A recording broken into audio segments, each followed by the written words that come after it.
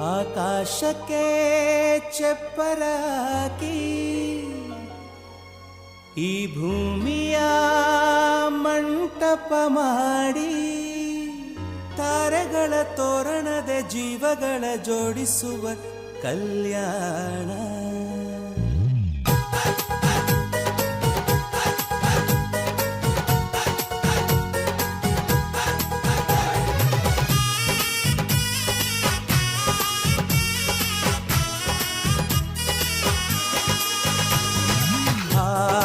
ಎಂತ ಸಂಭ್ರಮ, ಮನೆ ತುಂಬ ಬಂಧು ಬಾಂಧವರೆಲ್ಲ ತುಂಬಿಕೊಂಡಾಗ.